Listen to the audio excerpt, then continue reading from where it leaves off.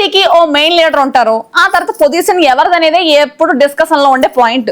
ఇంకా ఫ్యాన్ పార్టీలో ఆ ప్లేస్ కోసం పోటీ మొదలైపోయిందంట.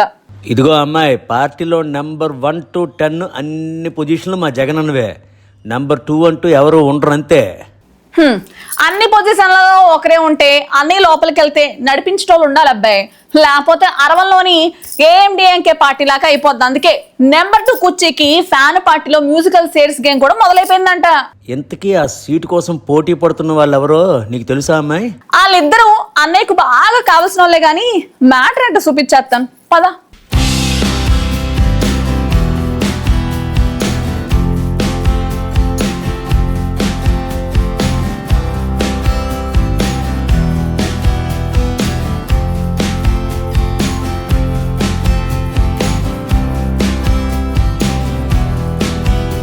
పొలిటికల్ పార్టీలో ఓ పోస్టు ఎప్పుడు కౌన్ బనేగా కరోడ్పతి హాట్ సీట్లా అవుతోంది.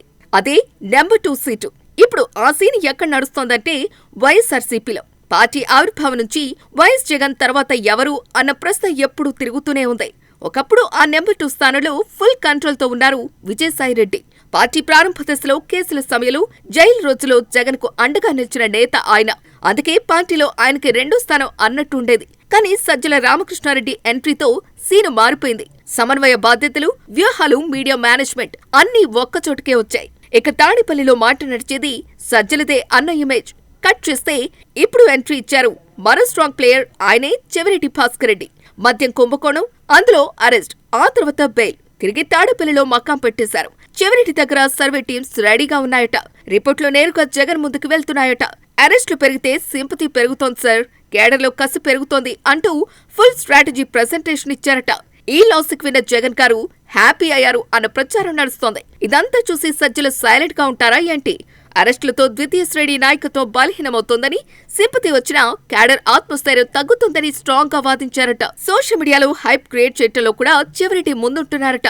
ఇదే సజ్జలకి కాస్త టెన్షన్ పాయింట్ అయిందంటున్నారు. ఇక పార్టీలో ప్రచారం ఏమిటంటే ఇలానే ఊపు కొనసాగితే మరో 6 నెలల్లో సీన్ మారొచ్చు అని. కానీ రాజకీయాల్లో ఫైనల్ స్కోర్ ఎప్పుడు లాస్ట్ ఓవర్లోనే తెలుస్తోంది. నెంబర్ 2 సీట్ ఎవరికి స్టేబుల్ అవుతోంది? సర్వే స్ట్రాటజీ గెలుస్తోందా లేదా సమన్వయ స్ట్రాటజీ గెలుస్తోందా? వైసీపీలో ఇప్పుడు నడుస్తున్నది కేవలం రాజకీయ పోటీ కాదు, పవర్ ప్లే అన్నమాట.